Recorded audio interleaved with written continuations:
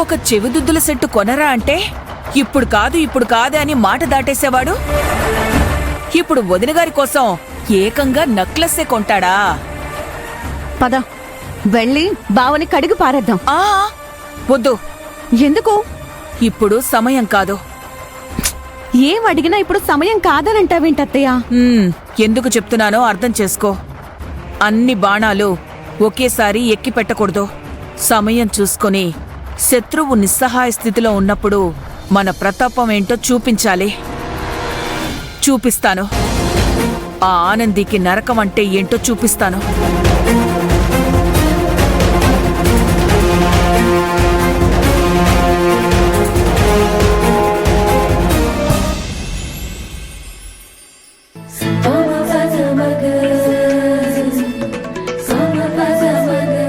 ఏంటలా చూస్తున్నావు?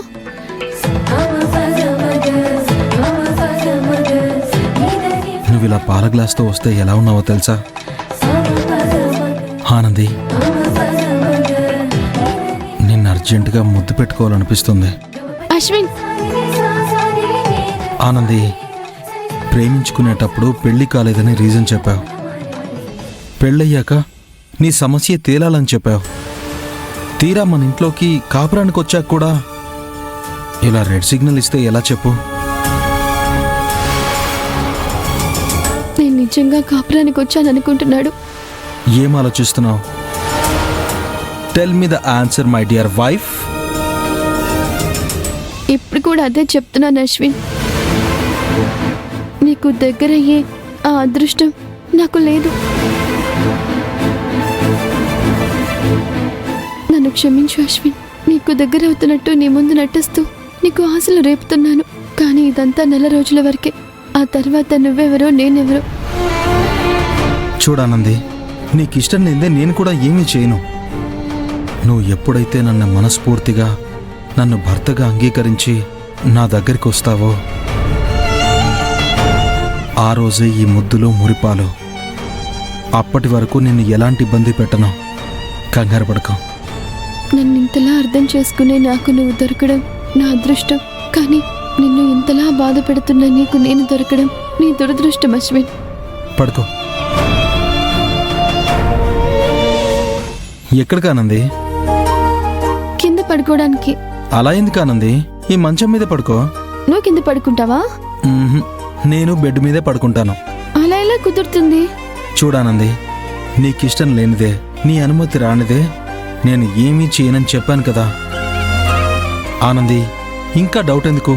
అది కాకుండా నువ్వు నేను విడివిడిగా పడుకుంటున్నావని అమ్మకి తులసికి తెలిసిందనుకో, ఇదే ఛాన్స్గా నిన్ను నన్ను నిజంగానే విడదీయాలని చూస్తారు. ఎనీవే అది జరగదనుకో, బట్ వాళ్ళకలా మాట్లాడే ఛాన్స్ ఎందుకు ఇవ్వాలి? సరే, ఒక పంచే, నువ్వు ఇటువైపు పడుకో, నేను ఆ వైపు పడుకుంటాను. ఓకేనా? అలాగే.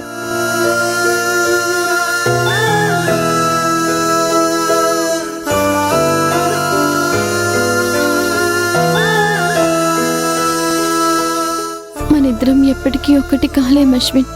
ఇప్పుడు కూడా నేను మా అక్క కాపురం కోసమే నా స్వార్థంతో ఇక్కడికి వచ్చానే తప్ప నీతో కలిసి ఉండాలని కాదు. అందుకే నిన్ను ఎన్నిసార్లు అడిగినా తక్కువే. నన్ను క్షమించు అశ్విన్.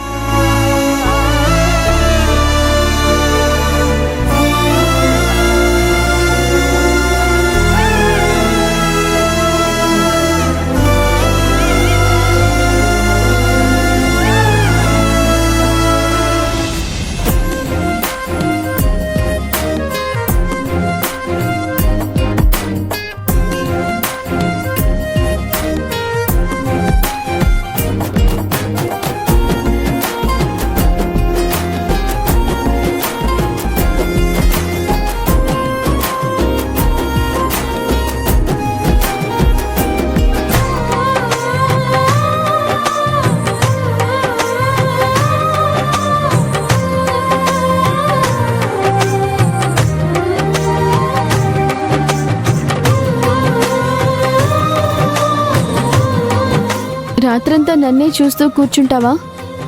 పడుకొని నిద్రపోయేదేమైనా ఉందా? నువ్వు పక్కనుంటే నాకు నిద్రలా పడుతుంది.